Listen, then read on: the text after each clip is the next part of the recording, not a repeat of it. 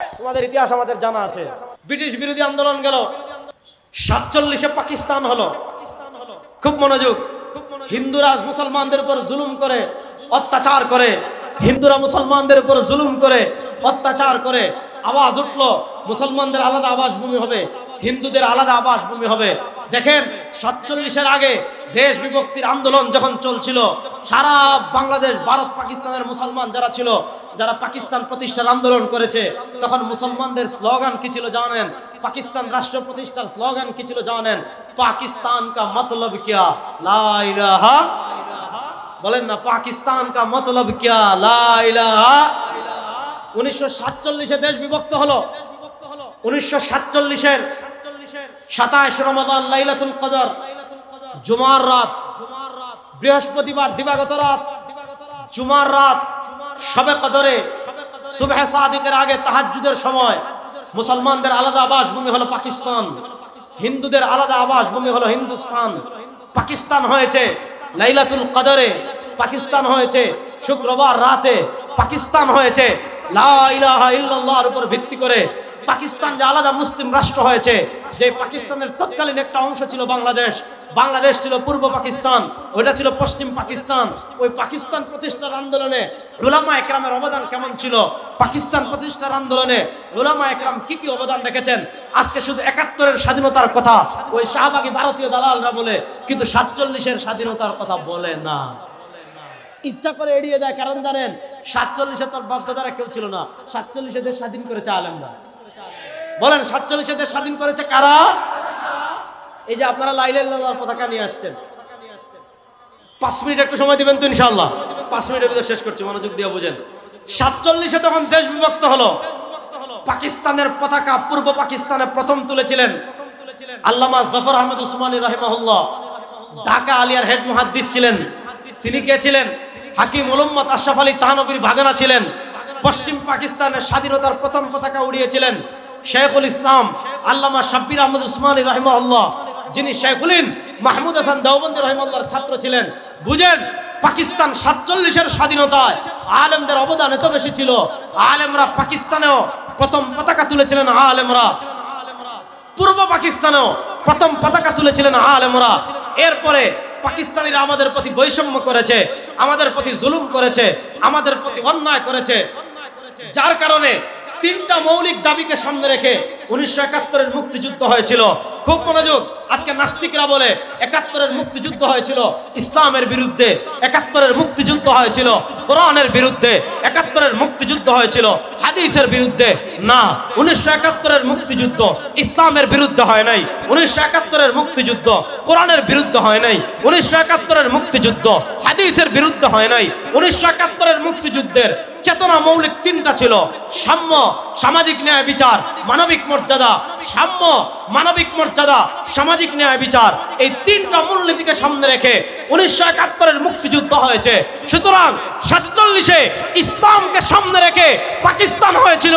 71-এর মুক্তিযুদ্ধ ইসলামের বিরুদ্ধে ছিল না, 71-এর মুক্তিযুদ্ধ ছিল সাম্য প্রতিষ্ঠার জন্য, 71-এর মুক্তিযুদ্ধ ছিল সামাজিক ন্যায় বিচার প্রতিষ্ঠার জন্য, 71-এর মুক্তিযুদ্ধ ছিল মানবিক মর্যাদা প্রতিষ্ঠার জন্য। কিন্তু 47-এ প্রথম যে স্বাধীনতা হয়েছিল লা ইলাহা ইল্লাল্লাহ, সেই চেতনা বাংলাদেশে এখনো আছে। ইনশাআল্লাহ 2025-এর 2024-এর জুলাই আগস্টের গণবিপ্লবের পর আর আমরা ডেমোক্রেসির বাংলা চাই না, আর আমরা সেকুলারিজমের বাংলা চাই না। এবারের বাংলা হবে ইসলামের বাংলাদেশ ইনশাআল্লাহ।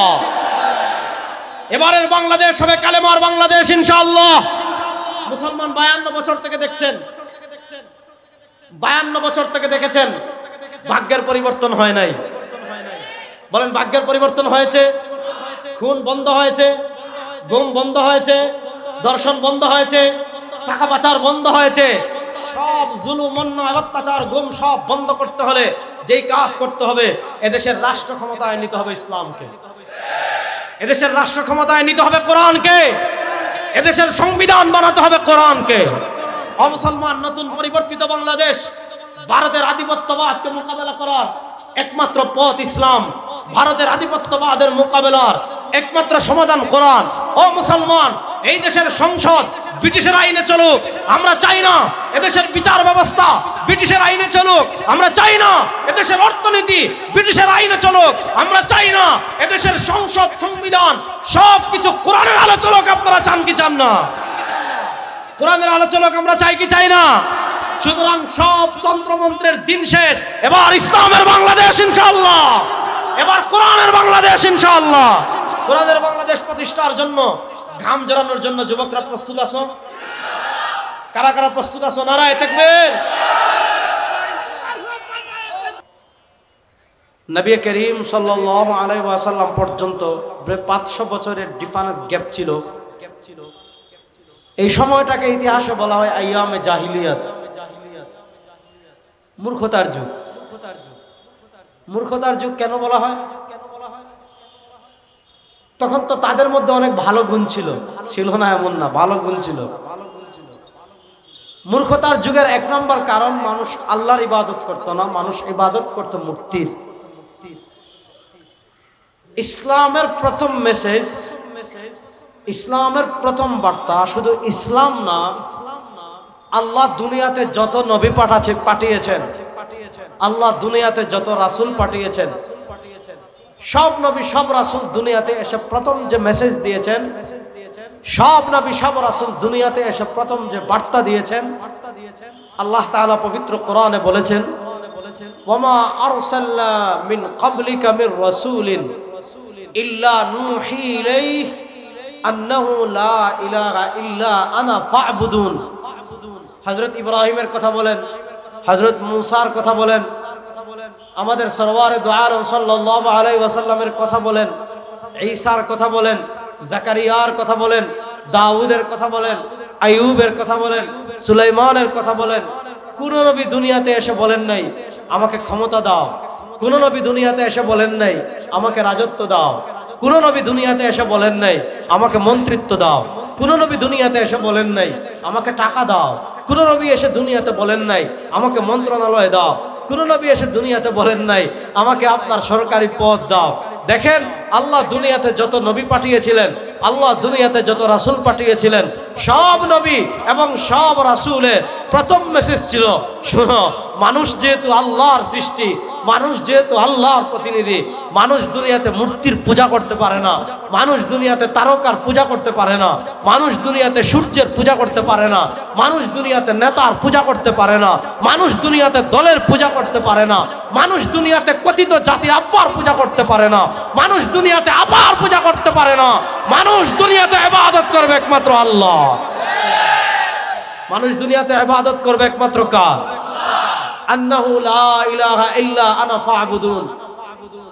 মুসা আলাইহিস সালাম ফেরাউনের কাছে ক্ষমতা চান নাই, ইব্রাহিম আলাইহিস সালাম নমরুদের কাছে ক্ষমতা চান নাই, সরওয়ারে দু আলম সাল্লাল্লাহু আলাইহি ওয়াসাল্লাম আবু জাহেল, উতবা, শায়বা, রাবিআ, মুগীরা, এদের কাছে আমাদের নবী করিম সাল্লাল্লাহু আলাইহি ওয়াসাল্লাম ক্ষমতা চান নাই। তিনি প্রথম বলেছিলেন, ইয়া আইয়ুহান নাস কুলু লা ইলাহা ইল্লাল্লাহ তুফলিহুন। এ আরবের কাফেরেরা, তোমরা লাত মূর্তির পূজা করছো, তোমরা মানাত মূর্তির পূজা করছো, তোমরা হুবাল মূর্তির পূজা করছো, তোমরা উজ্জার পূজা করছো, তোমরা তারকার পূজা করছো, তোমরা সূর্যের পূজা করছো, তোমরা আগুনের পূজা করছো, তোমরা গাছের পূজা করছো, তোমরা আবু জাহেলের পূজা করছো। শোনো, মূর্তি তোমাদের রব হতে পারে না, তারকা তোমাদের রব হতে পারে না, সূর্য তোমাদের রব হতে পারে না, আবু জাহেল তোমাদের রব হতে পারে না, নেতা তোমাদের রব হতে পারে না, খেজুরের বৃক্ষ তোমাদের রব হতে পারে না, তারকা তোমাদের রব হতে পারে না, পাথর তোমাদের রব হতে পারে না। সরওয়ারে দু আলম বলেছেন, শুনো, দুনিয়াতে তোমাদের এক মেসেজ, এক বার্তা, লা ইলাহা, বলেন না লা ইলাহা ইল্লাল্লাহ। আরে জুড়ে বলেন না লা ইলাহা ইল্লাল্লাহ। আরে আমি এত 15 বছর জয় বাংলা এত জুড়ে বলছেন, 3-4 কিলোমিটার দূর থেকে শোনা গেছে। আমাদের স্লোগান জয় বাংলা নয়, আমাদের স্লোগান হবে লা ইলাহা ইল্লাল্লাহ। বলেন, আমাদের স্লোগান হবে লা ইলাহা ইল্লাল্লাহ। বলেন, আমাদের স্লোগান হবে লা ইলাহা ইল্লাল্লাহ। আমরা কারো বাপের স্লোগান দিব না, কারো নেত্রী স্লোগান দিব না, কারো আপার স্লোগান দিব না। আমরা যারা আল্লাহতে বিশ্বাসী, আমাদের ঘর বাহির রাজপথ সংসদ সব জায়গায় আমাদের এক তন্ত্র, এক মন্ত্র, লা ইলাহা ইল্লাল্লাহ। এই লা ইলাহা ইল্লাল্লাহকে ভারত ভয় পায়, এই লা ইলাহা ইল্লাল্লাহকে আমেরিকা ভয় পায়, এই লা ইলাহা ইল্লাল্লাহকে চীন ভয় পায়, এই লা ইলাহা ইল্লাল্লাহকে ইসরায়েল ভয় পায়। ও বাংলাদেশের মুসলমান, আল্লাহর জাতের কসম করে বলি, আমরা যদি লা ইলাহা ইল্লাল্লাহর তন্ত্র মন্ত্রে বিশ্বাস করি, ভারত এক মাস আমাদের সাথে খেলে পারবে না ইনশাআল্লাহ। ওই সমস্ত ভারত গোনার টাইম মুসলমানদের নাই ইনশাআল্লাহ। বলেন, আপনারা আওয়ামী লীগকে বিনামূল্যে 15 বছর বসাইছিলেন, আর তারা বলেছিল ভারত আমাদের স্বামী স্ত্রীর সম্পর্ক। আমরা নাকি বাংলাদেশ নাকি ভারতের বউ। ছাগলের বাচ্চা, ছাগল কোথাকার। এই প্রতিবেশী কেউ আমাদের প্রভু হতে পারে না। আমাদের প্রভু একমাত্র আরো আসতে কোন আল্লাহর নাম, আরো আসতে কোন। আমাদের প্রভু একমাত্র। বাংলাদেশের মুসলমান একমাত্র ভয় পায় আল্লাহকে, বাংলাদেশের মুসলমান একমাত্র মাথা নত করে আল্লাহকে। আপনাদের সেই দিন শেষ হয়ে গিয়েছে 5 আগস্ট। এখন থেকে ভারতের সাথে দাঁতে দাঁত রেখে কথা বলা হবে, চোখে চোখ রেখে কথা বলা হবে। এই বাংলাদেশের মানুষ আর ভারতের দালালি করবে না, করবে না, করবে না। যারা ভারতের দালালি এই দেশে বসে করবেন, শেখ হাসিনা যেমন ভারতে পালিয়ে গিয়েছে, ভারতের দালালদের জায়গায় এই দেশে হবে না, হবে না, হবে না ইনশাআল্লাহ।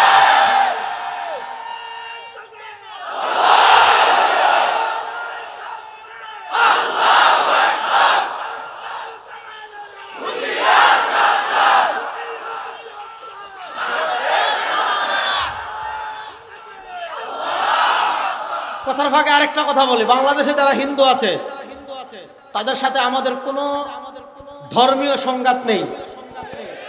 তারা তাদের ধর্ম তাদের মতো পালন করবে। আমরা বাংলাদেশের ইতিহাসে 52 বছর যে মুরব্বীরা পাকিস্তান আমল থেকে স্বাধীনতা যুদ্ধ দেখেছেন, আচ্ছা বলেন 52 বছরে আপনারা বাংলাদেশে কখনো ধর্মীয় সংঘাত দেখেছেন? কখনো ধর্মীয় সাম্প্রদায়িক দাঙ্গা দেখেছেন? আরে সাম্প্রদায়িক দাঙ্গা এই দেশে কেমনে হবে? 5 আগস্ট যখন ফ্যাসিস্ট আওয়ামী লীগের পতন হয়েছে, এদেশের মুসলমানরা হিন্দুদের মন্দির পাহারা দিয়েছে।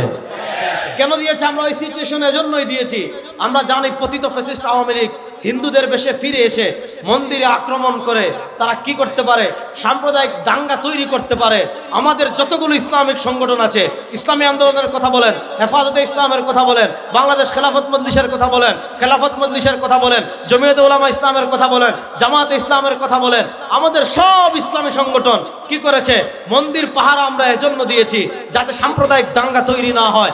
এদেশের সাধারণ হিন্দুরা তাদের ধর্ম 100 পালন করবে, আমাদের কোনো বাধা নাই, আমাদের কোনো নিষেধ নাই। কিন্তু কথা পরিষ্কার, বার্তা পরিষ্কার, মেসেজ পরিষ্কার। যদি হিজবুত তাহরীরকে এই দেশে উগ্রবাদিতার কারণে নিষিদ্ধ করা হয়, যদি জিএমবিকে এই দেশে উগ্রবাদিতার কারণে নিষিদ্ধ করা হয়, যদি অন্যান্য জঙ্গি সংগঠনকে আপনারা উগ্রবাদীদের কারণে নিষিদ্ধ করেন, ইসকনকে বাংলাদেশে আর 1 মাস থাকতে দেব না। আগামী 1 মাসের ভিতর নিষিদ্ধ করতে হবে। কথা বলা বুঝেন? ইসকন আমাদের হাতের ময়লা, বুঝেন? ইসকন আমাদের হাতের। আচ্ছা আমাদের সময় আছে এখনো, সমস্যা নাই। ওটা তো আগে হয়ে যাচ্ছে, ওনারা একটু আগে পড়ে, সমস্যা নাই, আগে পড়ো। শুনেন, আমাদের ভিতর দ্বন্দ্ব আছে, দ্বন্দ্ব থাকবে। হ্যাঁ বুঝছি, জানি তো আমি, সমস্যা নাই, বুঝি। আজকে আর এই বিষয়ে কথা বলবো না ইনশাআল্লাহ। এগুলো বহুত ওয়াজ করছি, সামনে প্রয়োজন হলে আরো করবো ইনশাআল্লাহ। আমি যেই কথা আপনাদেরকে বলতে চাচ্ছি মনোযোগ দিয়া বুঝেন। ওনারা একটু আগে নামাজ পড়ুক, আমরা একটু পরে পড়বো, সমস্যা নাই। নামাজই তো পড়তেছে, সমস্যা নাই। মাসালা যেটা বলতেছি এটা ভালো করে বুঝেন। আপনারা সাধারণ হিন্দুদের সাথে আমাদের কোনো দূরত্ব নাই, সাধারণ হিন্দুদের সাথে আমাদের কোনো ইখতিলাফ নাই। সাধারণ ইখতিলাফ নাই বলতে মানে দাঙ্গা নাই, ধর্মীয় ইখতিলাফ তো 100 আছে। কিন্তু এই হিন্দু উগ্রবাদী সন্ত্রাসী যারা ইসকনের দালালি করে এই দেশে গেরুয়া পতাকা উড়াচ্ছেন, আপনারা আমাদের হাতের ময়লাও না। হাতের ময়লা সাফ করতে 1 ঘন্টা লাগে, বাংলাদেশ ইসকন মুক্ত করতে আমাদের আধা ঘন্টাও লাগবে না। কিন্তু আমরা বাংলাদেশের দেশপ্রেমিক সাধারণ মুসলমান, আমরা কখনো আইন নিজেদের হাতে তুলে নেই না।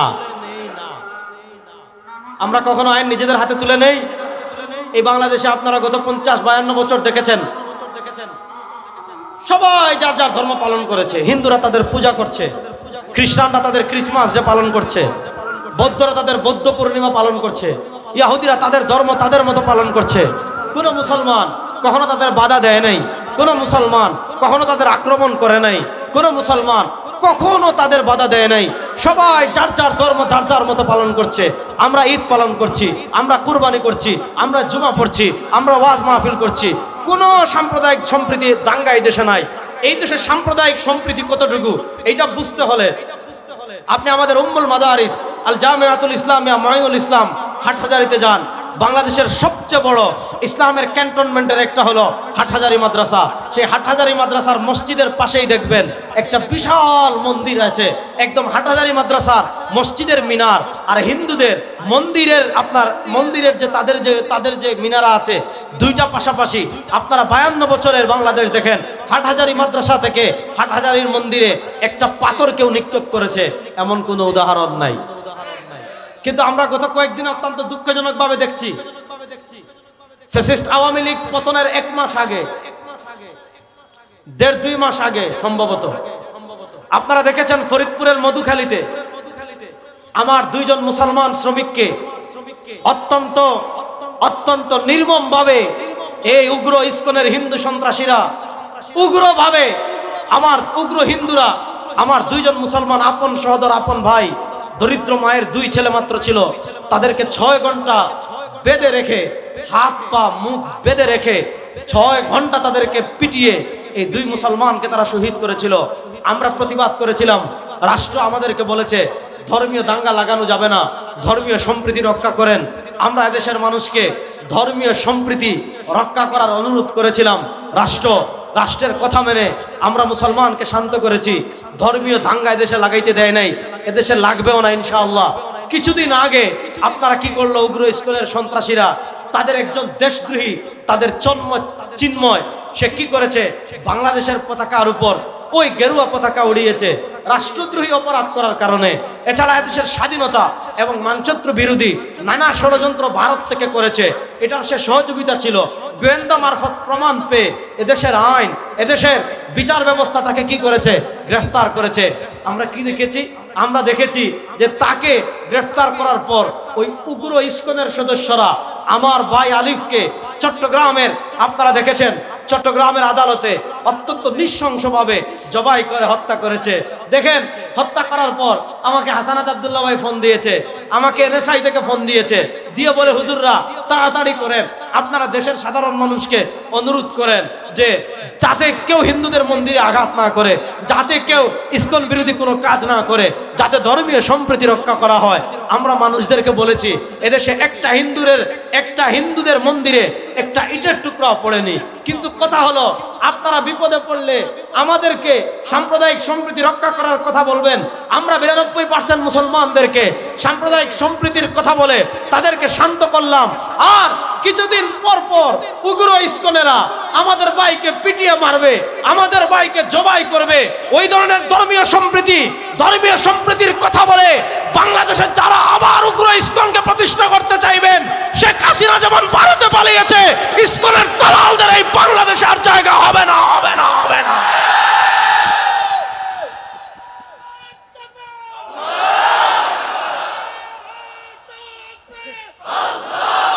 ভাই স্লোগান বাচ্চা একটু শুনেন, সময় কম কথা অনেক বেশি, আর একটু মনোযোগ দিয়ে কথাটা বুঝেন।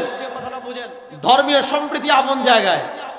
আজকের পৃথিবীর একটা আজীব কারিশমা দেখেন, পৃথিবীর সবচেয়ে বেশি সাম্প্রদায়িক দাঙ্গা যে রাষ্ট্রে হয় সেই রাষ্ট্র হলো যারা গরুর মুত খায় আর গরুর গোবর খায়, ভারত। আপনি চিন্তা করেন পৃথিবীতে এত সাম্প্রদায়িক দাঙ্গা কোন রাষ্ট্র হয় না। আপনি দেখেন এই 4-5 দিন আগেও 5 জন মুসলমানকে তারা শহীদ করেছে। আপনারা গত পরশু দেখেছেন তাদের এক উগ্র হিন্দু কি করেছে, মামলা করেছে হাইকোর্টে। আজমির শরীফ নাকি তাদের কোন মন্দির ছিল, এটা ভেঙ্গে মুঘল বা তার আগে যারা ছিল মুসলিম শাসক এরা নাকি আজমির শরীফ খাজা মাইনুদ্দিন চিশতি রহিমাল্লাহর মাজার নির্মাণ করেছে। আপনি দেখেছেন যত মুসলিম স্থাপত্য আছে সেগুলো নিয়ে তারা ষড়যন্ত্র করেছে। আর আপনি ভারতের দিকে থাকান, গুজরাটে সাম্প্রদায়িক দাঙ্গা সৃষ্টি করে কসাই নরেন্দ্র মোদী হাজার হাজার মুসলমানকে হত্যা করেছে। আপনি আসামে মুসলমানদের হত্যা করেছে, কাশ্মীরে মুসলমানদের হত্যা করা হয়েছে, দিল্লিতে মুসলমানদের হত্যা করা হয়েছে, মাদ্রাজে মুসলমানদের হত্যা করা হয়েছে, হায়দ্রাবাদে মুসলমানদের হত্যা করা হয়েছে, আপনার এরপরে আপনি দেখেন সিকিমে মুসলমানদের হত্যা করা হয়েছে। পৃথিবীর সবচেয়ে বেশি সাম্প্রদায়িক দাঙ্গা যেই রাষ্ট্রে তৈরি করা হয়, পৃথিবীর সবচেয়ে বেশি সাম্প্রদায়িক দাঙ্গা যেই দেশে হয়, যেই দেশের মানুষগুলোর মাথার একটাও মগজ নাই, যাদের এই উগ্র হিন্দু যেগুলা ইসকনের দালালি করে, এই যেগুলা গরুর মুত খায় আর গরুর গোবর খায়, সারা বছর তারা সাম্প্রদায়িক দাঙ্গা তৈরি করে তাদের দেশে রাখে, হাজার হাজার মুসলমানকে তারা হত্যা করে। এমন বহু ইতিহাস আপনি ভারতের দেখেছেন। একজন মুসলমান, তার ঘরে ফ্রিজে গরুর গোশত পাওয়া গেছে, তার ফ্রিজে গরুর গোশত থাকার কারণে তাকে বেঁধে বের করে, আপনারা দেখেছেন, পাথর মেরে মেরে মেরে মেরে মেরে মেরে তাকে হত্যা করা হয়েছে। কুরবানি করার কারণে মুসলমানদেরকে হত্যা করা হয়েছে, আল্লাহর কথা বলার কারণে মুসলমানদের হত্যা করা হয়েছে। পৃথিবীতে এমন কোন নজির আপনি পাবেন না যে মসজিদ ভেঙে মন্দির বানানো হয়েছে। আমরা ভারতে দেখেছি মুসলমানদের ঐতিহ্যবাহী বাবরি মসজিদকে শহীদ করে তারা রাম মন্দির সেখানে বানিয়েছে। আরো বিভিন্ন মসজিদ তারা ভেঙে দিচ্ছে, বিভিন্ন মাদ্রাসা ভেঙে দিচ্ছে। যেই রাষ্ট্রেতে, যেই দেশে পৃথিবীর সবচেয়ে বেশি সাম্প্রদায়িক দাঙ্গা হয়, সেই দেশ আজকে এক চিন্ময় যে আপনার রাষ্ট্রবিরোধী কাজ করার কারণে যাকে গ্রেফতার করা হয়েছে, তার পক্ষ নিয়ে আমার দেশ দখলের তারা হুমকি দেয়। আমরাও বলি বাপের বেটা হইলে আয় আয়। ব্রাহ্মণবাড়িয়া লাগবে না ইনশাআল্লাহ, ব্রাহ্মণবাড়িয়া আসার আগেই খেলা শেষ হয়ে যাবে ইনশাআল্লাহ। ভয় দেখায়। আপনারা দেখেছেন পৃথিবীতে এমন নজিরবিহীন ঘটনা কোথাও নাই। ভারত কত কিছু করে মুসলমানদের বিরুদ্ধে। আপনারা দেখেছেন কাশ্মীরের মুসলমানদের অবস্থা, গুজরাটের মুসলমানদের অবস্থা, দিল্লির মুসলমানদের অবস্থা। কিন্তু ওই গোমূত্রখোর যারা গরুর মুত খায়, তারা জানে না আল মুসলিমুনা কাজাসাদিন ওয়াহিদ। সারা দুনিয়ার মুসলমান এক শরীরের ন্যায়। ফিলিস্তিনে মুসলমান মার খেলে আমরা কষ্ট পাই, আফগানিস্তানে মুসলমান মার খেলে আমরা কষ্ট পাই, সিরিয়ায় মুসলমান মার খেলে আমরা কষ্ট পাই, ইরাকে মুসলমান মার খেলে আমরা কষ্ট পাই। ঠিক তেমনি ভাবে ভারতে যারা মুসলমান আছে তারাও আমাদের ভাই, গুজরাটে যারা মুসলমান আছে তারাও আমাদের ভাই, দিল্লিতে যারা মুসলমান আছে তারাও আমাদের ভাই, আপনার মাদ্রাজে যারা আছে তারাও আমাদের ভাই, হায়দ্রাবাদে যারা আছে তারাও আমাদের ভাই। একটা জিনিস খেয়াল করেন, আল্লাহ নবী সাল্লাল্লাহু আলাইহি ওয়াসাল্লাম মক্কা ছেড়ে মদিনায় গিয়েছিলেন হিজরত করে।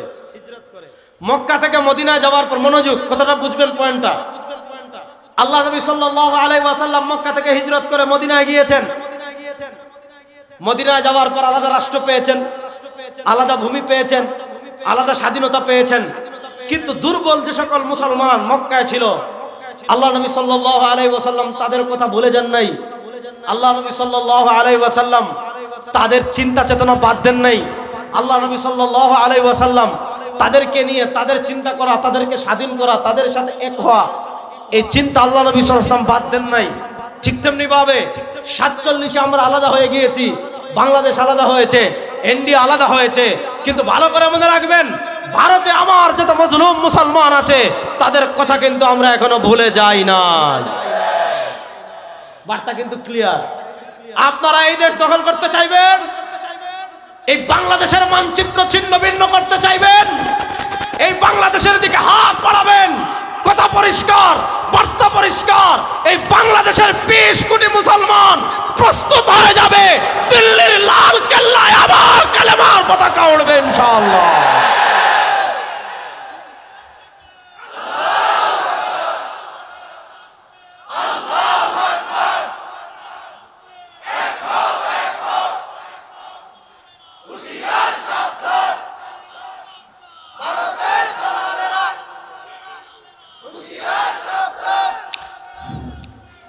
কত জঘন্য তারা চিন্তা করেন, কত জঘন্য এদের মানসিকতা চিন্তা করেন। যাদের দেশে দুনিয়ার সবচেয়ে বেশি সাম্প্রদায়িক দাঙ্গা হয়, আপনি যদি কলকাতা থেকে দিল্লিতে যেতে চান ট্রেনে, আপনি দুর্গন্ধে যেতে পারবেন না, কারণ এরা একদম খোলা জায়গায় ট্রেনের দুই পাশে হাগু করে, মানে এত অসভ্য তারা এখনো। অর্থাৎ পায়খানা করতে হলে যে টয়লেট লাগবে এটা তারা প্রয়োজন অনুভব করে না। তাও পায়খানা করবি বেটা একদম মরুভূমিতে গিয়ে কর, হাওড়ে গিয়ে কর, নদীর পাড়ে কর, যাতে কেউ না দেখে। আপনি দেখবেন কলকাতা থেকে যে রেল লাইন গেছে দিল্লিতে, দুই পাশে এত দুর্গন্ধ, অর্থাৎ যারা এখনো গরুর পেশাব খায়, গরুর গোবর খায়, রেল লাইনের পাশে হাগু করে, আর বেটা যারা গরুর গোশত খায়, গরুর হাড্ডি চুরমার করে খেয়ে ফেলে, সেই মুসলমানদের দেশের দিকে হাত দেওয়ার সাহস করিস? যে হাত উঠবে বাংলাদেশের দিকে, পরিষ্কার কথা, সেই হাত ভেঙ্গে চুরমার করে দেওয়া হবে ইনশাআল্লাহ। এখন আর হাসিনার বাংলাদেশ না, এখন মুসলমানদের বাংলাদেশ, এখন ইসলামের বাংলাদেশ ইনশাআল্লাহ। হিসাব কিতাব খেলা সব শেষ হয়ে গিয়েছে, সব বাংলাদেশের খেলা শেষ হয়ে গিয়েছে, সব তন্ত্রমন্ত্রের খেলা শেষ হয়ে গিয়েছে। এবার ভারতের আধিপত্যবাদের মোকাবেলা করার জন্য বাংলাদেশ হবে ইসলামের বাংলাদেশ, বাংলাদেশ হবে লা ইলাহা ইল্লাল্লাহ বাংলাদেশ।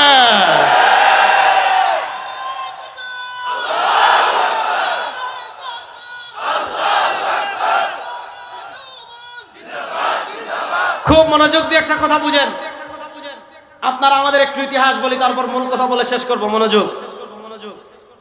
ইংরেজ এসেছিল ইস্ট ইন্ডিয়া কোম্পানির নামে, এই ভারত উপমহাদেশে ইস্ট ইন্ডিয়া কোম্পানির নামে ইংরেজ এসেছিল। তাদের মধ্যে কিছু গাদ্দার তৈরি করেছে মুসলমানদের মধ্যে, ভারত উপমহাদেশে কিছু গাদ্দার তৈরি করে, কিছু দালাল তৈরি করে 1803 সালে সর্বশেষ মুঘল সম্রাট ছিলেন বাহাদুর শাহ। সর্বশেষ মুঘল সম্রাট বাহাদুর শাহ থেকে তারা কি করলো? ক্ষমতা ছিনিয়ে নিল 1803 সালে। 1803 সালের আগে দীর্ঘ 700 বছর আমরা মুঘল সাম্রাজ্যের কথা জানি, আমরা লুদি বংশের কথা জানি, আমরা গজনবী বংশের কথা জানি, ঘোর বংশের কথা জানি। দীর্ঘ 700 থেকে 750 বছর বাংলাদেশ, ভারত, পাকিস্তান যখন এক রাষ্ট্র ছিল, 700 বছর এই রাষ্ট্র ক্ষমতায় ছিল মুসলমান, এই রাষ্ট্রের নেতৃত্ব দিয়েছে মুসলমান, এই রাষ্ট্র উন্নতি করেছে মুসলমান, এই রাষ্ট্র ধনী করেছে মুসলমান, এই রাষ্ট্র সাজিয়েছে মুসলমান, এই রাষ্ট্রের সবকিছু করেছে মুসলমান। আপনি বাংলাদেশের কথা বলেন, ভারতের কথা বলেন, পাকিস্তানের কথা বলেন, এই যে 3 রাষ্ট্র আছে, এই 3 রাষ্ট্র উন্নতি করেছে মুসলমানরা, এই 3 রাষ্ট্রকে সাজিয়েছে মুসলমানরা, এই 3 রাষ্ট্রকে বহির্বিশ্ব পরিচয় করেছে মুসলমানরা, এই 3 রাষ্ট্রকে সমৃদ্ধ করেছে মুসলমানরা, অর্থনীতিতে সমৃদ্ধ করেছে মুসলমানরা।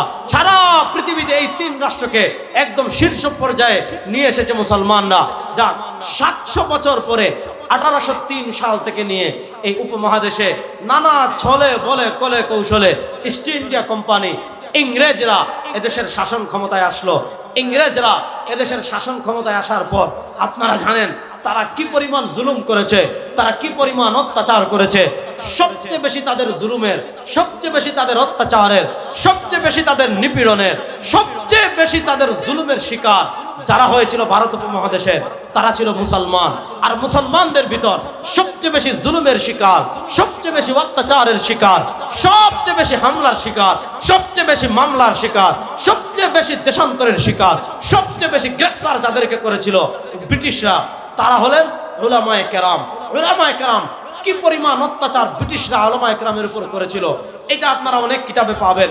উলামায়ে হিন্দ কা শানদারে মাজি পাবেন, উলামায়ে হিন্দ আবার উনকা মুশাহাদানা কারনামাতে পাবেন, মৌলানা সৈয়দ আবুল হাসান আলী নদভী তারিখে দাওয়াত ও আজিমতে পাবেন। আরো অনেক বই আছে। ব্রিটিশরা এই উপমহাদেশের আলেমদের উপর কি পরিমাণ জুলুম করেছে, কি পরিমাণ অত্যাচার করেছে, এটার সামান্য হিস্টরি শুধু এতটুকু বুঝেন।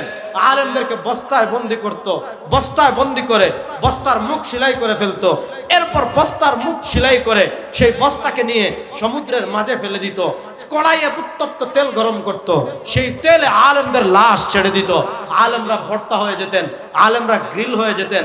এমন এমন কষ্ট জুলুম অত্যাচার আলেমদের উপর করেছে। আপনারা জানেন দিল্লির গ্র্যান্ড ট্রাঙ্ক রুট যেটা আছে, বিশাল রুট, ওই রুট এখনো আছে। ওই দিল্লির গ্র্যান্ড ট্রাঙ্ক রুটের 2 পাশে হাইওয়েতে আপনারা দেখবেন ব্রিটিশ আমলের যত রাস্তা আছে দেখবেন সব রাস্তার পাশে পাশে পাশে পাশে বিশাল বড় বড় গাছ লাগানো, বিশাল বড় বড় গাছ লাগানো। ওই দিল্লির গ্র্যান্ড ট্রাঙ্ক রুটের 2 পাশে যত গাছ ছিল সব গাছের মাথায় এক একজন আলেমের, সব গাছের ডালে ডালে এক একজন আলেমের লাশ দিনের পর দিন ফাঁসি দিয়ে ব্রিটিশরা ঝুলিয়ে রাখতো। একদিন যায়, 2 দিন যায়, 3 দিন যায়, রোদে লাশ শুকিয়ে যায়, আবার বৃষ্টিতে লাশ ভিজে যায়। ব্রিটিশরা লাশ নামাইতো না। কেন নামাইতো না? মুসলমান যখন ড্রান ট্রাং রুট দিয়ে হাঁটতো, দেখতো দিনের পর দিন, রাতের পর রাত, সপ্তাহের পর সপ্তাহ, মাসের পর মাস আলেমের লাশ ঝুলে থাকে। আপনি বলবেন আপনাকে শিখাচ্ছে ব্রিটিশের বিরুদ্ধে জিহাদ করবা, এভাবে ঝুলিয়ে রাখবো। ব্রিটিশের বিরুদ্ধে ফতোয়াবাজি করবা, এভাবে ঝুলিয়ে রাখবো। ব্রিটিশের হুকুমতকে সরাতে চাইবা, এভাবে ঝুলিয়ে রাখবো। ব্রিটিশের কবল থেকে দেশকে স্বাধীন করতে চাইবা, এদেশকে এইভাবে ঝুলিয়ে রাখবো। খুব মনোযোগ দিয়ে কথা বুঝেন।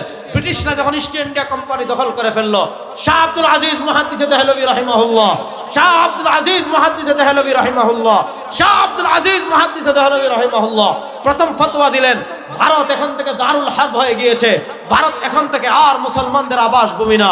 ভারতের যত মুসলমান আছে, ভারতে কালেমা পড়ুয়া যত মুসলমান আছে, ভারতে কালেমা পড়ুয়া যত মুসলমান আছে, সবার উপর ফরজ হয়ে গিয়েছে ব্রিটিশের বিরুদ্ধে জিহাদ করা।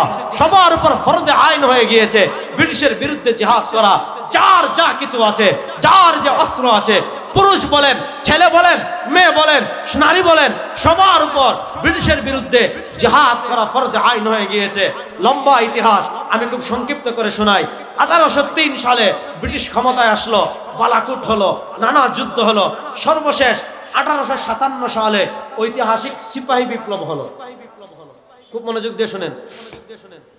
1856 সালে 57 সালে সিপাহী বিপ্লব হলো।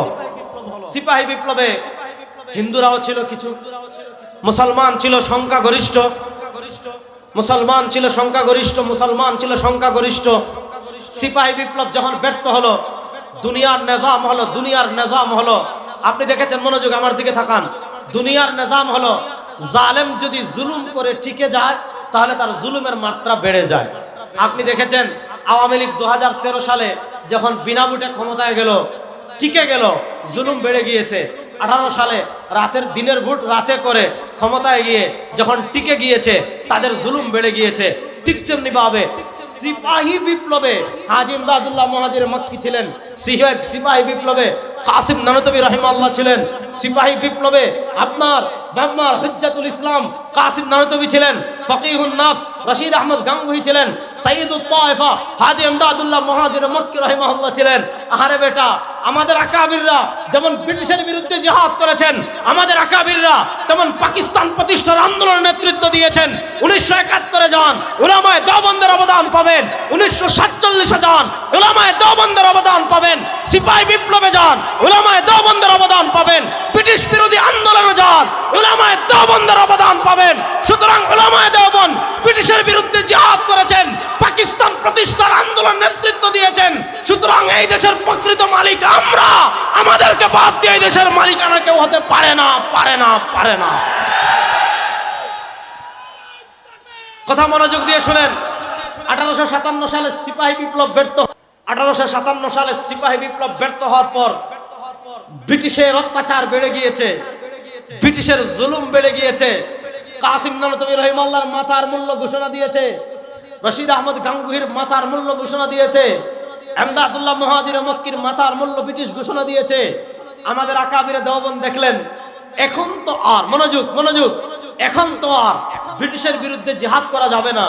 এখন তো আর ব্রিটিশের সাথে সম্মুখ যুদ্ধ করার মতো শক্তি আমাদের নাই, ব্রিটিশের বিরুদ্ধে সম্মুখ যুদ্ধ করার মতো সামর্থ্য আমাদের নাই, ব্রিটিশের সাথে সম্মুখ যুদ্ধ করার মতো সৈন্য আমাদের নাই, ব্রিটিশের সাথে সম্মুখ যুদ্ধ করার মতো অস্ত্র আমাদের নাই। এখন যেহেতু সৈন্যও নাই, অস্ত্রও নাই, ক্ষমতাও নাই, জনবলও নাই, এখন আর আপাতত যেহেতু সিপাহী বিপ্লব যেহেতু ব্যর্থ হয়ে গিয়েছে, আপাতত চাইলেই মুসলমানরা ঘুরে দাঁড়াতে পারবে না। এখন কি করতে হবে? কাসিম নানতবী রাহিমাহুল্লাহ, রশিদ আহমদ গাঙ্গুহি রাহিমাহুল্লাহ ওনারা সিদ্ধান্ত নিলেন একটা ছোট্ট প্রতিষ্ঠান করব। একটা ছোট্ট প্রতিষ্ঠান কেন করব?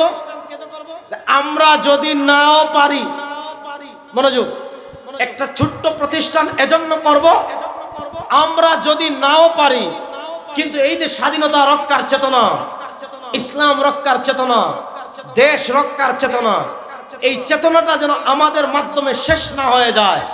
আমরা ইন্তেকালের পর আমাদের পরবর্তী প্রজন্ম যারা আসবে ওই পরবর্তী প্রজন্ম যেন দেশপ্রেমের চেতনা তাদের মধ্যে থাকে, স্বাধীনতার চেতনা তাদের মধ্যে থাকে, ইসলামের চেতনা তাদের মধ্যে থাকে। এই চেতনাকে লালন করার জন্য, এই চেতনা পরবর্তী প্রজন্মের কাছে পৌঁছানোর জন্য তারা চিন্তা করলেন একটা মাদ্রাসা করব, একটা মাদ্রাসা করব, একটা ছোট্ট মাদ্রাসা করব। আরে তখন তো দেওবন্দ কোনো শহরও না, একটা ছোট্ট নিবৃত গ্রাম। ওই আপনাদের ওদিকে গেলে যেমন বাটি এলাকায়, চর এলাকায়, রায়পুরার চরের দিকে যেমন ছোট্ট গ্রাম আছে, ওইরকম একটা সাহারানপুরের একটা ছোট্ট গ্রাম। ওই গ্রামে একটা প্রতিষ্ঠান করতে চাইলেন, যেই প্রতিষ্ঠানে যারা পড়বে এক একটা বুলেট হবে, যেই প্রতিষ্ঠানে যারা পড়বে ব্রিটিশ বিরোধী আন্দোলনের জন্য এক একজন সেনাপতি তৈরি হবে। এই চিন্তা থেকে মাদ্রাসা চিন্তা করলেন। ওই চিন্তাকে সামনে রেখে কাসিম নানতবী রাহিমাহুল্লাহ রাত্রে ঘুমিয়েছেন। ঘুমানোর পর স্বপ্নে সরওয়ারে দু আলম তাজদারে মদিনা জনাবে মুহাম্মদুর রাসূলুল্লাহ সাল্লাল্লাহু আলাইহি ওয়াসাল্লামের দিদার নসিব হয়ে গিয়েছে। আল্লাহর নবী রাসূল নিজে বলেছেন, মান রাআনি ফিল মানামি ফাকাদ রাআনি ফা ইন্না শাইতানা লা ইয়াতামাসসালু বি। সরওয়ারে দু আলম সাল্লাল্লাহু আলাইহি ওয়াসাল্লাম বলেছেন, আমার কোন উম্মত যদি স্বপ্নে আমাকে দেখে ফাকাদ রাআনি, সে আমাকেই দেখেছে। কেন? ফা ইন্না শাইতানা লা ইয়াতামাসসালু বি। সরওয়ারে দু আলম সাল্লাল্লাহু আলাইহি ওয়াসাল্লাম বলেছেন, শয়তান কখনো আমার আকৃতি ধারণ করতে পারে না। আল্লাহ নবী জিজ্ঞেস করেন, ও কাসিম বড় চিন্তিত মনে হচ্ছে, ও কাসিম বড় পেরেশান মনে হচ্ছে, ও কাসিম তোমার কপালে বিন্দু বিন্দু ঘাম দেখা যাচ্ছে, ও কাসিম তুমি কি চিন্তা করছো, ও কাসিম তুমি কি চিন্তা করছো, আমাকে বলো তুমি কি চিন্তা করেছো। কাসিম নানতবী রাহিমাহুল্লাহ স্বপ্নে বলেন, ইয়া রাসূলুল্লাহ আমরা তো এই চেতনা ধরে রাখতে চাচ্ছি, এই চেতনাকে ধরে রাখার জন্য একটা প্রতিষ্ঠান করতে চাচ্ছি। এই প্রতিষ্ঠান হবে একটা ইনকিলাব, এই প্রতিষ্ঠান হবে একটা মিশন, এই প্রতিষ্ঠান হবে একটা চেতনা, এই প্রতিষ্ঠান হবে একটা বিপ্লবী ধারা। এই প্রতিষ্ঠানে যারা পড়বে ইসলাম দেশ এবং মানচিত্র রক্ষা এক একটা অতন্ত্র প্রহরী তৈরি হবে। আল্লাহ নবী বলেন, কাসেম তুমি আমার সাথে আসো। সরওয়ারে দু আলম সাল্লাল্লাহু আলাইহি ওয়াসাল্লাম তার হাতের লাঠি মুবারক দ্বারা স্বপ্নে কাসিম নানতবীকে দাগ দিয়ে বলেন, ও কাসিম এই আমি লাঠি মুবারক দিয়ে দাগ দিয়ে যাচ্ছি, ওই দাগের ভিতর তুমি একটা মাদ্রাসা প্রতিষ্ঠা করো। কাসিম নানতবী রাহিমাহুল্লাহর ঘুম ভেঙে গিয়েছে। সুবহে সাদিকের আগে তাহাজ্জুদের সময় কাসিম নানতবীর ঘুম ভেঙে গিয়েছে। কাসিম নানতবী দৌড় দিয়ে যান, গিয়ে দেখেন সরওয়ারে দু আলম লাঠি মুবারক দিয়ে যে দাগ দিয়ে গিয়েছেন, দাগটা স্পষ্ট দেখা যায়। সেই যে দাগ দিয়ে গিয়েছিলেন কাসিম নানতবী রাহিমাহুল্লাহ, সরওয়ারে দু আলম স্বপ্নে কাসিম নানতবী রাহিমাহুল্লাহকে দাগ দিয়ে গিয়েছিলেন। ওই সাতটা মসজিদের একটা ডালিম গাছ চিহ্নিত করে নবী ইসলাম দিয়ে গিয়েছিলেন। সেই ডালিম গাছের নিচে কাসিম নানতবী রাহিমাহুল্লাহ মাত্র একজন উস্তাদ ছিলেন, মোল্লা মাহমুদ রাহিমাহুল্লাহ, আর মাত্র একজন ছাত্র মাহমুদ হাসান। এই দুই মাহমুদ দিয়ে মনোযোগ, এক মাহমুদ উস্তাদ মোল্লা মাহমুদ, আরেক মাহমুদ ছাত্র মাহমুদুল হাসান। এই মোল্লা মাহমুদ এক উস্তাদ আর এক ছাত্র দিয়ে একটা প্রতিষ্ঠানের সূচনা হয়েছিল, যে প্রতিষ্ঠানের নাম হলো দারুল দেওবন্দ। হযরত শেখুল ইসলাম জাস্টিস মুফতি মোহাম্মদ তাকি উসমানী হাফিজাহুল্লাহ, যাকে এ যুগের ইবনে বতুতা বলা হয়। পৃথিবীর এমন কোনো কান্ট্রি নাই যে কান্ট্রিতে একজন মুসলমান আছে কিন্তু তাকি উসমানী সাহেব যান নাই, এমন কোনো রাষ্ট্র নাই। শেখুল ইসলাম জাস্টিস তাকি উসমানী হাফিজাহুল্লাহ বলেছেন, আমি সারা দুনিয়া ঘুরেছি, আগে আমার আকাবির থেকে শুনেছি যে দারুল দেওবন্দের অবদান এই, দারুল দেওবন্দের খেদমত এই, দারুল দেওবন্দের চিন্তা এই, দারুল দেওবন্দের চেতনা এই। কিন্তু হযরত শেখুল ইসলাম জাস্টিস তাকি উসমানী হাফিজাহুল্লাহ বলেছেন, আমি সারা দুনিয়া ঘুরেছি, আমি সারা দুনিয়ায় গিয়েছি, আমি সারা দুনিয়ায় ঘুরে যেখানেই গিয়েছি, আফ্রিকায় বলেন, নাইজেরিয়ায় বলেন, আমেরিকায় বলেন, লন্ডনে বলেন, স্পেনে বলেন, আমেরিকায় বলেন, পৃথিবীর যেই প্রান্তে গিয়েছি, যেখানেই দেখেছি কেউ কোরআনের খেদমত করে, যেখানেই দেখেছি কেউ হাদিসের খেদমত করে, যেখানেই দেখেছি কেউ মক্তবের খেদমত করে, যেখানেই দেখেছি কেউ দাওয়াতের খেদমত করে, যেখানেই দেখেছি কেউ তাবলীগের খেদমত করে। শেখুল ইসলাম তাকি উসমানী বলেন, আমি দেখেছি সে কোনো না কোনো ভাবে দারুল দেওবন্দের সাথে সম্পৃক্ত। এবার কথা আসেন, এই লম্বা ইতিহাস আমি কেন বলছি সমাধান করে দিচ্ছি, মনোযোগ। দারুল দেওবন্দ যে মিশনকে সামনে রেখে প্রতিষ্ঠা হয়েছে, দারুল দেওবন্দের প্রথম ছাত্রকে মাহমুদ হাসান। বলেন দারুল দেওবন্দের প্রথম ছাত্রকে, আর বলেন না, জুড়ে বলেন। দারুল দেওবন্দের প্রথম ছাত্রকে মাহমুদুল হাসান। তিনি কে জানেন? তিনি হলেন শেখুল মাহমুদ হাসান। আজকে ভারতের উগ্রবাদী বিজেপি হিন্দু সরকারও স্বাধীনতা যুদ্ধে হযরত শেখুল হিন্দ মাহমুদ হাসান দেওবন্দি রহিমাহুল্লাহ তার যে অবদান ছিল, তার ঐতিহাসিক রেশমি রুমাল আন্দোলনের কথা আপনারা জানেন। আপনি গুগলে সার্চ দিবেন, ইউটিউবে সার্চ দিবেন, ইন্টারনেটে রেশমি রুমাল আন্দোলনের কথা লিখবেন। হযরত শেখুল হিন্দ মাহমুদ হাসান দেওবন্দি রহিমাহুল্লাহ তিনি কে ছিলেন? দারুল দেওবন্দের প্রথম ছাত্র ছিলেন, ব্রিটিশ বিরোধী আন্দোলনের প্রাণ পুরুষ ছিলেন। ব্রিটিশ বিরোধী আন্দোলনের নেতৃত্ব দেওয়ার কারণে এই সৌদি আরবের গাদ্দাররা সৌদি আরব থেকে কাসিম নানতবী রহিমাহুল্লাহকে বন্দী করে ব্রিটিশদের হাতে তুলে দিয়েছিল। কাসিম নানতবী রহিমাহুল্লাহকে সৌদি আরব থেকে বন্দী করে মাল্টার দ্বীপে তাকে দেশান্তরিত করা হয়েছিল। মাল্টার একটা নিজুম দ্বীপে একটা কারাগারে শেখুল হিন্দ মাহমুদ হাসান দেওবন্দি রহিমাহুল্লাহকে তারা বন্দী করে রেখেছিল। তার সাথে কে গিয়েছিলেন? তার সাথে গিয়েছিলেন তারই ছাত্র শেখুল আরবি ওয়াল আজম সৈয়দ হুসাইন আহমদ মাদানী নফরাল্লাহু মারকাদাহু। তিনি গিয়েছিলেন হযরত শেখুল হিন্দকে ব্রিটিশরা কি পরিমাণ জুলুম করত, ব্রিটিশরা কি পরিমাণ অত্যাচার করত। হযরত শেখুল হিন্দের পিঠে কোনো গোশত ছিল না, হযরত শেখুল হিন্দের রানে কোনো গোশত ছিল না, হযরত শেখুল হিন্দের শরীরে গোশত ছিল না। তার ইন্তেকালের পর দেখা যায় তার পিঠে গোশত নাই, তার ইন্তেকালের পর দেখা যায় তার পায়ে গোশত নাই, তার ইন্তেকালের পর দেখা যায় তার রানে গোশত নাই। কি কারণে? ব্রিটিশরা তাকে মাল্টার কারাগারে বন্দী করে রেখেছিল। আর ব্রিটিশরা তাকে মাল্টার কারাগারে যখন বন্দী করে রেখেছিল, শীতের রাতে প্রত্যেক দিন রাত্রে ব্রিটিশরা লোহা গরম করত, অঙ্গারে গরম করতে করতে করতে করতে আগুনে লোহা গরম করতে করতে করতে করতে যখন লোহা লাল হয়ে যেত, হযরত শেখুল হিন্দের জামা খুলে ওই লাল লোহা দিয়ে, গরম লোহা দিয়ে শেখুল হিন্দের পিঠে ছেকা দিত, শেখুল হিন্দের রানে ছেকা দিত, আর বলতো, ও মাহমুদুল হাসান, তুমি বলো ব্রিটিশের বিরুদ্ধে জিহাদের ফতোয়া দিবা না, ব্রিটিশের বিরুদ্ধে সংগ্রামের ফতোয়া দিবা না, দেশ স্বাধীনতার কথা বলবা না, ইসলামের কথা বলবা না। এত জুলুম করেছে, অত অত্যাচার করেছে, শেখুল হিন্দকে থামাতে পারে নাই, শেখুল হিন্দের জবান বন্ধ করতে পারে নাই। আরে উলামায়ে দেওবন্দ কার নাম? উলামায়ে দেওবন্দ শেখুল হিন্দের নাম। উলামায়ে দেওবন্দ কার নাম? উলামায়ে দেওবন্দ কাসিম নানতবীর নাম। উলামায়ে দেওবন্দ কার নাম? ফকিহুন নফস রশিদ আহমদ গাঙ্গুহির নাম। উলামায়ে দেওবন্দ কার নাম? শেখুল ইসলাম হুসাইন আহমদ মাদারির নাম। উলামায়ে দেওবন্দ কার নাম? আল্লামা শাব্বির আহমদ উসমানীর নাম। এদেরকে তুমি অত্যাচার করতে পারবে, এদেরকে জুলুম করতে পারবে, এদেরকে বন্দী করতে পারবে, এদেরকে শহীদ করতে পারবে, ইসলামের আদর্শ থেকে এদেরকে সরাতে পারবে না। এটাই হলো উলামায়ে দেওবন্দ। হযরত শেখুল হিন্দ মাহমুদ হাসান দেওবন্দি রাহিমাহুল্লাহ তার ছাত্র কারা জানেন? তার একজন ছাত্র ইমামুল আসর আল্লামা আনোয়ার শাহ কাশ্মীরি রাহিমাহুল্লাহ, যাকে বলা হয় খাতামুল মুহাদ্দিসিন। তার মতো মুহাদ্দিস এই উপমহাদেশে আর নাই। কাশ্মীরি রাহিমাহুল্লাহ ভবিষ্যৎবাণী করে গিয়েছিলেন যে আমি জীবিত থাকি আর মারা যাই, আমাদের আকাবিরগণ যে ত্যাগ করে গিয়েছেন, ব্রিটিশরা এই দেশ থেকে বিদায় নিবেই নিবে। কাশ্মীরি রাহিমাহুল্লাহ ভবিষ্যৎবাণী করে গিয়েছেন। তার ইন্তেকালের পর ব্রিটিশরা ঠিকই বিদায় নিয়েছে। আপনি দেখেন হযরত শেখুল হিন্দ রাহিমাহুল্লাহ আরেকজন ছাত্রকে, তার আরেকজন ছাত্র হলেন শেখুল আরবি ওয়াল আজম সৈয়দ হুসাইন আহমদ মাদানী। তার আরেকজন ছাত্রকে হাকিমুল উম্মত আল্লামা আশরাফ আলী থানভী। তার আরেকজন ছাত্রকে শেখুল ইসলাম আল্লামা শাব্বির আহমদ উসমানী। তার আরেকজন ছাত্রকে হযরত জি ইলিয়াস। তাহলে বলেন হযরত জি ইলিয়াস উনি শেখুল হিন্দের ছাত্র। শেখুল হিন্দকে দারুল দেওবন্দের প্রথম ছাত্র, দারুল দেওবন্দের প্রথম ছাত্র শেখুল হিন্দ মাহমুদ হাসান। মাহমুদ হাসান রাহিমাহুল্লাহ উনার ছাত্র হযরত জি ইলিয়াস। তাহলে বলেন এই যে উপমহাদেশে তাবলীগের মেহনত চালু হয়েছে, এটা কি দারুল দেওবন্দ এবং উলামায়ে কেরামের না? আপনার মাথায় কি মিয়া গ্যাস্ট্রিক? আপনি কথা বুঝেন না?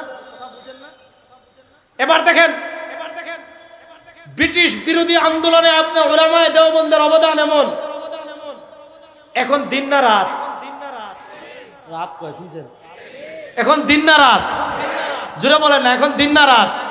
আচ্ছা কেউ যদি বলে এখন দিন, এটার দলিল দেন, তাহলে আপনি দলিল দিতে যাবেন না, তাকে 1000 টাকা পকেট থেকে বের করে দিয়ে বলবেন, ভাই দলিল তো দিব না, তোমার 1000 টাকা দিছি, সোজা পাবনায় যাও, গিয়ে তোমার মাথার কি করো, চিকিৎসা করো। এখন যেমন দিন, এটার দলিল লাগে না। দিনের পর যেমন রাত, এটার দলিল লাগে না। ব্রিটিশ বিরোধী আন্দোলনে আকাবিরে দেওবন্দ যে অবদান রেখেছেন, এটার কোনো দলিল লাগে না। আজকে যারা তোমরা চেতনা ফেরি করে বেড়াও, তোমাদের ইতিহাস আমাদের জানা আছে। তোমরা যত সহি চেতনার কথা বলো আর যত ইশকে রাসূলের কথা বলো, তোদের বাপ দাদারা ছিল ব্রিটিশের 5টা গোলাম, আর আমাদের বাপ দাদারা ব্রিটিশের বিরুদ্ধে জিহাদ করেছেন, সংগ্রাম করেছেন।